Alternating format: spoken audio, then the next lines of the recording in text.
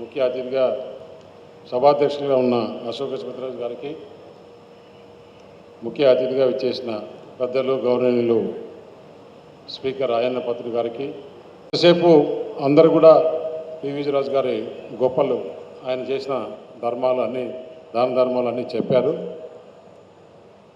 మనం పూర్వం నుంచి చూస్తే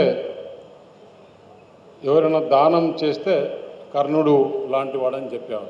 మనం చూడలే ఆ దానాలు ఏమున్నా కానీ మనం ఊరికే వినడమే. కానీ కాకపోతే ఇక్కడ పివిజి రాజు గారు చేసిన దాన ధర్మాలు మనం చూస్తున్నాం, లైవ్గా కనపడుతున్నాయన్నీ.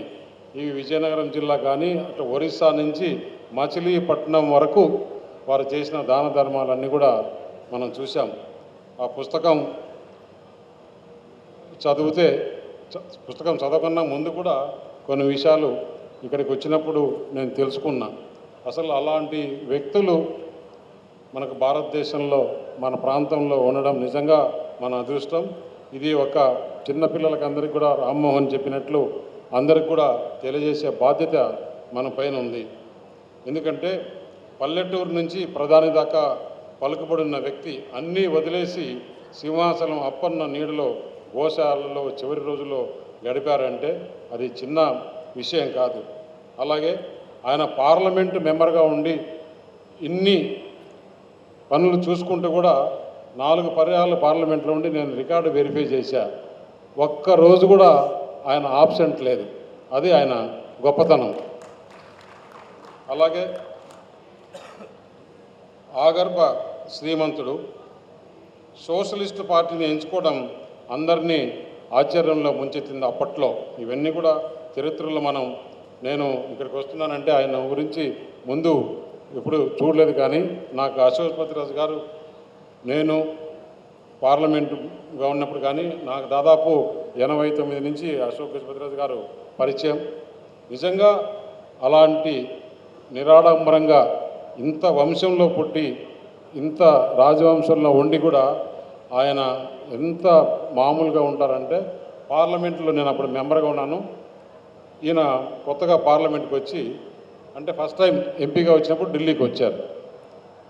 ఢిల్లీకి వచ్చి ఆయన అలాగే మంత్రిగా ప్రమాణం స్వీకారం చేయాల్సింది. ఆయన 2-3 రోజుల్లో వాపసు వస్తాంలే అని చెప్పేసి 2-3 రోజులుగా తయారై వచ్చారు. కాకపోతే అక్కడ వారం 10 రోజులు ఉండాల్సి వచ్చింది. నా దగ్గరికి ఒక రోజు వచ్చారు, అంటే పంపించారు వాళ్ళ మనిషిని. శ్రీనివాసరావు గారు ఇక్కడే ఉన్నారు సార్, మీరు సంతకం పెట్టాలంట బ్యాంకులో, అశోక్ గజపతిరాజు గారికి బ్యాంక్ అకౌంట్ ఓపెన్ చేయాలంటే ఎవరైనా ఒక ఇంట్రడక్షన్ కావాలి. సరే ఈ టైంలో ఇప్పుడు మంత్రిగా ప్రమాణ స్వీకారం ఇవన్నీ ఉన్నాయి, ఇప్పుడు ఎందుకు, ఇప్పుడు అకౌంట్ మళ్ళీ చూసుకోవచ్చు కదా అంటే, నేను అడిగా ఫోన్ చేసి, సార్ ఎందుకు సార్ ఇప్పుడు అకౌంట్ అని. రమేష్, నేను వస్తా 2-3 రోజులు అనుకొని కొద్దిగా నేను డబ్బులు తెచ్చుకున్నాను, అది అయిపోయింది, ఇప్పుడు అకౌంట్ ఓపెన్ చేస్తే కానీ నాకు ట్రాన్స్ఫర్ కాదు. సార్ ఏంటి సార్ మీరు, ఇక్కడ కావాలంటే నా దగ్గర తీసుకోండి, మళ్ళీ అకౌంట్ ఎప్పుడు నిదానంగా ఓపెన్ చేసుకుంటామంటే అప్పు తీసుకోవడం, మళ్ళీ నీకు ఇవ్వాలి కదా, మళ్ళీ నాకు అది అంత నచ్చదు అంటే నాకు అర్థం కాదు. ఈ కాలంలో ఇలాంటి మనుషులు ఉన్నారు అంటే నేను ఇదైతే మా పార్లమెంట్లో ఉండే ప్రతి మెంబర్లకు అప్పుడు, ఎందుకంటే అక్కడ ఉన్నాం మేము, ప్రతిరోజు కలిసేవాళ్ళం. చూడండి అలాంటి రాజవంశంలో నుంచి వచ్చి ఆయన అక్కడి నుంచి వచ్చేటప్పుడు 25,000 తీసుకొని వస్తే ఆ 25,000 అయిపోయింది. మళ్ళీ నేను ఎవరినైనా అడగాలంటే నాకు అకౌంట్ ఓపెన్ చేసేది ఎప్పుడు, ఆ అకౌంట్ వచ్చేది ఎప్పుడు, అది ట్రాన్స్ఫర్ అయ్యేది ఎప్పుడు, ఎందుకు సార్ తీసుకున్నట్టు కూడా ఆయన తీసుకోవాలా, మళ్ళీ నేను అప్పుడు సంతకం పెట్టించి అకౌంట్ ఓపెన్ చేసిన అంటే, అలాంటి గొప్ప వ్యక్తులు ఈరోజు ఆయన పిలుస్తానే నేను ఒక్క నిమిషం కూడా కాదనకుండా ఈ అవకాశం, ఈ కార్యక్రమానికి రావాలని నేను నిన్న సాయంత్రం హైదరాబాద్కి పోయి మళ్ళీ ఇప్పుడు హైదరాబాద్ నుంచి వచ్చి ఈ కార్యక్రమానికి పాల్గొన్నానంటే ఆయన మీద ఉండే గౌరవంతో, వారి కుటుంబం పైన ఉండే గౌరవంతో, వారి తండ్రి గారి పైన ఉండే గౌరవంతో వచ్చాను.